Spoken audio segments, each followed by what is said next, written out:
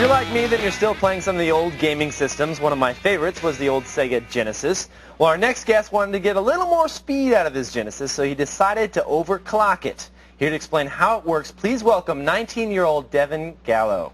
Hey, Deven. Hey. Dude, I'm stoked to have you on here. You're doing some crazy stuff with the Genesis. I remember these things from way back when.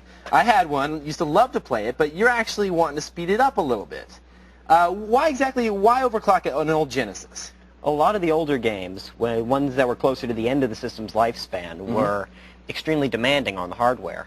So when the system got overworked, it would start slowing down. So the programmers were creating these complicated games that would actually work the CPU too much, and you would see certain artifacts on the screen, or what were you experiencing? Less artifacts, but more slow down. The same thing would stay on the screen for too long. For example, you'd be trying to jump or fire, and you'd be in the air for too long, or shots would take too long to reach their destination. It was mainly just things taking way too long. So waiting on the CPU. You decided I'm just going to crack open a Genesis and start hacking away, or? Basically, yeah. Nice. So what did the girlfriend think about this? You know, was she like, stop hacking with the Genesis, spend some more time with me?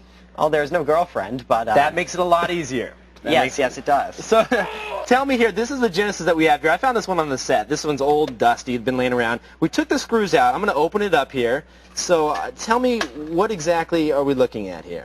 Well, basically, you've got your metal plating here, just shielding it from interference. Okay. And then you get that off of there, and you've got the motherboard here. What you actually want to be working with is your CPU over here in the corner. So this is the CPU. What type of CPU is that running? That's the Motorola 68000. Oh, interesting.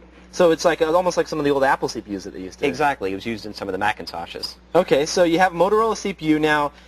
Where's the I mean, today's motherboards, you flip a jumper or something like that, or you used to flip a jumper, you do it in software. How are you going to overclock this thing? I don't see any jumpers here. Yeah, these weren't designed to be expandable. They weren't even meant to be open. So what you need to do is find a pin on the CPU. It's actually pin 15, which should be located about here. Okay. And you find the trace, the wire on the board coming out of there, and then you cut that with an X-Acto knife, and then you connect a new clock frequency to it, a new signal. So explain why are we cutting this with an X-Acto knife? Is that where it's getting the clock frequency from? Yeah, it's pulling it actually out of this chip over here. Okay. And so what you need to do is just keep it from getting a signal so you can give it whatever signal you want. What megahertz is it running at right now? 7.6. And what are we going to overclock it to? 13.4. Oh, that's quite a bit. That's a nice little performance increase. Now, where are you getting this new clock frequency from if you're cutting the lead altogether? Well, Sega was anticipating that a lot of games would include extra chips for 3D, things like that, but they need a clock signal too. Okay. So they included a higher one, the 13 megahertz signal, on the cartridge slot. So what you can do is actually just go to the back of the board. Okay, let's flip this around right here. And you take it out like that, and then on the back side, you can just find pin B19, which has a higher signal. And that would be on this, coming off of here, right here, the slot, right? Yeah, you'll go right here toward the edge and right there. This will be B32. You go back to 19 for the normal signal, and then back further to 15, and you get a 13 megahertz signal. Okay, so you're just going to basically solder and then do a patch, and you'll get the 13 megahertz CPU. Right. Very cool. So show me the back of yours here now. Yours is a little more, you have switches and all kinds of stuff going on over here. Explain, how did you set this up? Well, basically, I've got two switches here. This one here is the halt switch, and this is the clock switch. Okay. This one actually lets you pick the speed, so you can pick between 7.6 and 13.4, okay, or 8 and 13. And this one lets you stop the CPU from doing whatever it's doing for a moment. Just so pauses the CPU or stops any information from flowing through it? Right. If you change speeds while it's running, then you'll have it crash. So what you want to do is start it up at the slow speed and then halt it and change it to the higher one. Okay. So we have some games here. We have all different types of games. You have Echo the Dolphin. Is that one? Echo the Dolphin. Come on. You'd be surprised how slow the game dolphin can get. slows everything down? Less the dolphin, but more all the aliens. So what are we playing here? When you end up with 10 or 15 of them on screen, things get so slow it's unbelievable. What's the best example that we can show on here? We have Sonic 2. Is this going to be a good example of it slowing down? Yes, because Sonic 2 actually had a two-player mode where it's got both players going at the same time. Oh, split screen. It might as well be running the game twice at the same time. Okay. So it's very demanding. Let's do it. So all right. Here we have, you have it already set up and everything. So we have two Sonic games going on here. How are we going to slow it down now? Well, basically, one of the best ways to slow down the system is to put a lot of sprites on screen. So I'm going to jump onto these spikes, and you'll notice it goes extremely slow down. Yeah, wouldn't even let me All the move rings there for a coming back second. on the screen. Exactly, yes. The platform starts slowing down and all that. But now, if I go to the back here and I So when you the flip, switch to halt, so you- everything stops. yeah, it just messed up the entire screen. Yeah, The so music's still going though. Yeah, that's a different chip. So Okay. the chip keeps going.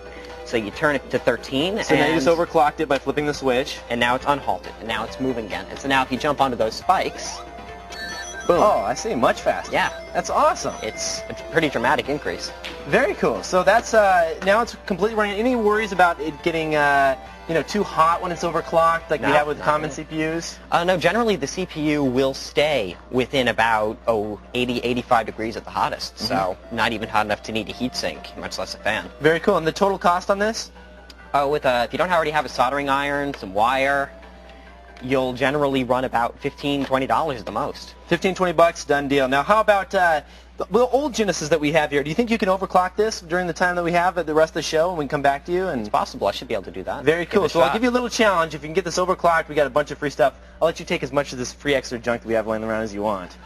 Does that sound very exciting to you? You're Yeah. like, I don't care less. That sounds like a good deal to me. Excellent. Sounds good. Thanks, Devin. Thanks for being on the show. Thanks for inviting me.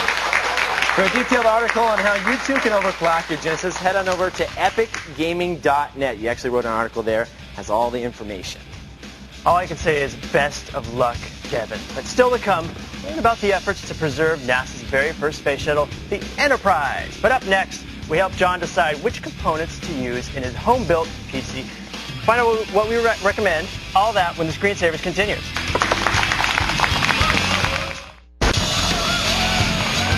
Devin, see how the Genesis is coming. How's it coming? Unfortunately, not too good. There's a reason I avoid this type of machine. They are physically a nightmare to work on. Solder doesn't stick well to the pins. Do you need a sledgehammer? Would you like to crush it right now? Yeah, I Give think him the that would be sledgehammer. really Patrick's fun. going to bring in the sledgehammer. All right, Devin, you're asking for it. Here comes Pat. Uh-oh. Here comes the sledgehammer. Actually, wait a minute. Whose Sega ours. Genesis It's is ours. this? I have no idea. It doesn't belong to... Let's smash it. It's whose is it? We'll buy him another one off eBay. No. Tom's in my wedding. Yeah, we're not smashing. He'd say okay. We'll smash something tomorrow. Oh, let We'll him be back. smash it. I'll buy him another Genesis. It's not mine to smash.